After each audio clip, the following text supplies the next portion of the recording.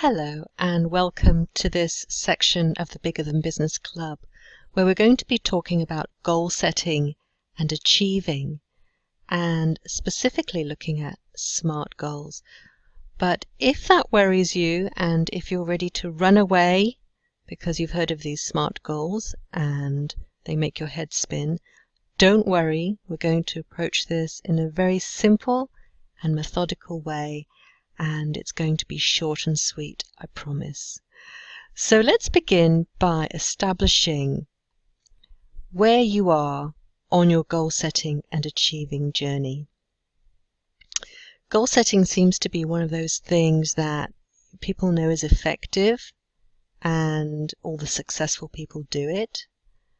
And yet, it seems that regardless of that knowledge, not many people actually practice this. Why do you think that is?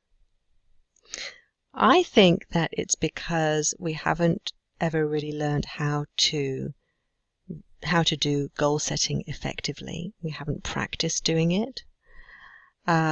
We may have been told how to do it, or we may have found out how to do it, but then we've been left to do it ourselves with no accountability. So as we establish where we're starting from, let's remember that there's absolutely no judgment here. We're all on this journey together, learning along the way, and we can be thankful for those who are ahead of us because we can learn from them. Are you one of those rare people who knows how to set goals and achieves them every time? Are you always on the mark? Chances are you wouldn't be watching this and listening to this right now if you were. Or are you one of those people who's sort of all over the place?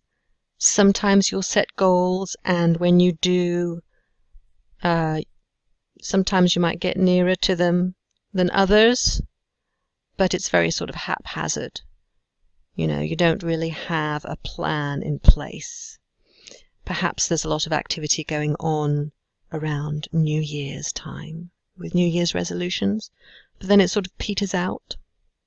Well-meaning intentions that don't really get anywhere. Or have you completely missed the mark and just way off, and thinking that perhaps, goal setting isn't for me, it doesn't work for me, I just can't do it, not cut out for it. This was definitely me a little while ago, I have to say. This one and this one.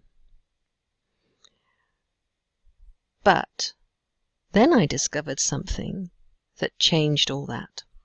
So, having established roughly where we are at the beginning of our goal setting and achieving journey, let's now have a new start and a new beginning. So put all that behind us. Any bad memories of goal setting, anything that has put us off even trying to do any serious goal setting and achieving, put all that behind us now and have a nice, fresh start. The first thing to keep in mind is not to overdo it. And I'm raising my hand here because I've been totally guilty of this in the past, where I've become all gung-ho about setting goals, and I've set so many goals in so many different areas of my life, and then it's just become overwhelming. So the best thing is to keep it simple and just choose really a small handful, as many as you can handle, right? Not too many. I would say less than 5 probably, depending on whether they're big goals or little goals and how difficult they are. But you want to be able to keep track of them and remember them. Now, some of you may have heard of SMART goals, and SMART goal setting is actually a very helpful tool that we can use to create our goals.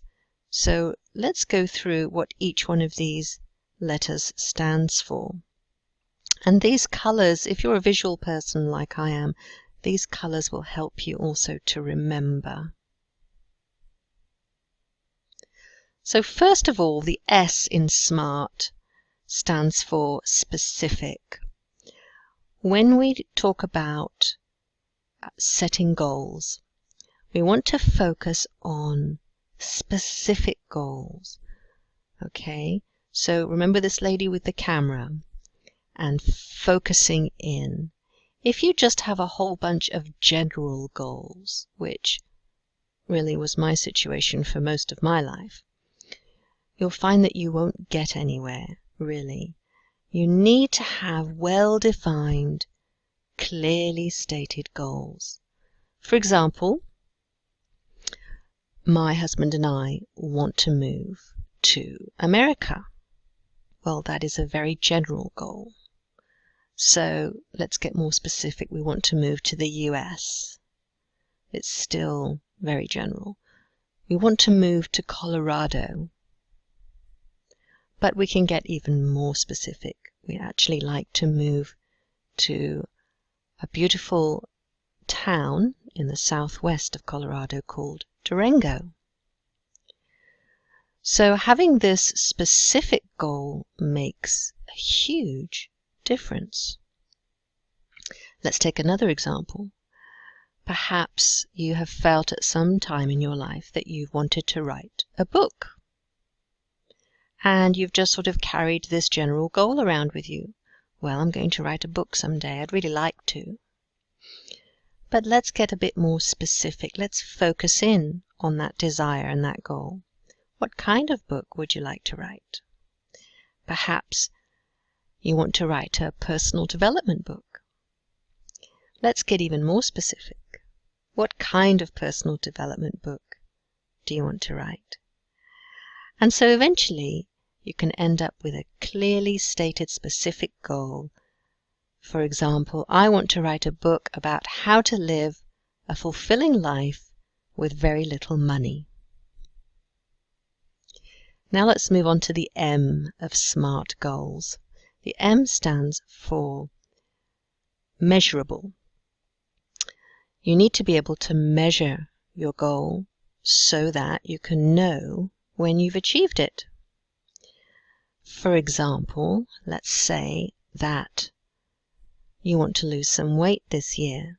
That's a very vague goal, and yet many of us carry around these vague goals and get disappointed when we don't achieve them. So let's get more specific.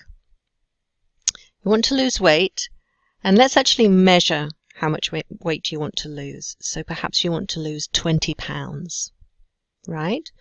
Or many of us would like to earn more money in the near future. But how much more money? What about I want to make 10K a month? There's a nice goal right there. So whatever your goal is, you want to be able to measure it. Now we move on to the A in SMART goals. And people do use different words for the A. I've seen agreed and achievable, but I like this one, actionable. Make it an actionable goal. So I like this picture here because there's a lot of action going on here. You want to consider what steps will you take to achieve your goal. So for example, if one of your goals is to work more efficiently and be more productive, what can you actively do to make that happen? Perhaps you can create a new morning routine. That's a good place to start. So personally, I like to do a set yoga routine in the morning to release my energy flow. and then I like to have a smoothie for breakfast. And then sometimes I like to use the tool Kanban Flow, which has a built-in Pomodoro timer. And all these things help me to work more efficiently. These are all actionable steps that I can take towards my goal, right? If you want to improve your relationships, you might decide to take action by starting to have a date night with your partner every Friday, for example. Or maybe if you want to spend more time with your children, you can take action by setting a family time at 7 o'clock every weeknight, or 3 times a week to play with your children.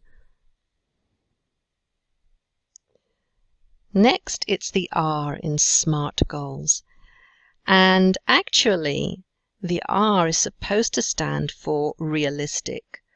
But I'm not too keen on that word, realistic, because for me anyway, it's always had quite negative connotations, and it's been a very limiting word.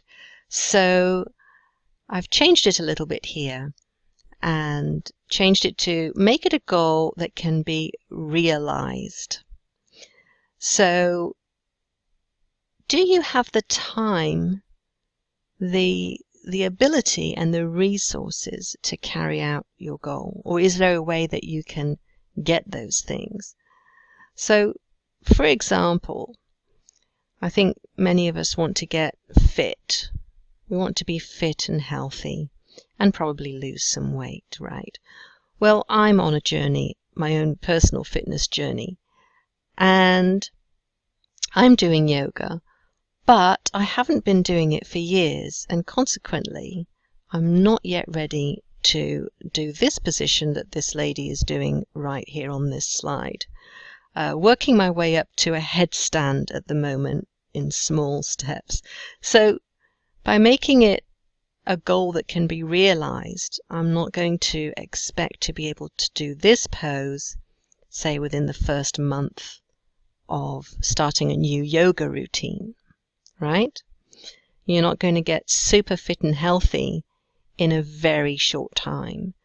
You need to make sure that your goal is somewhat realistic. And then finally, the T in SMART goals stands for time-based. We need to have a deadline. A goal without a deadline is a dream, basically.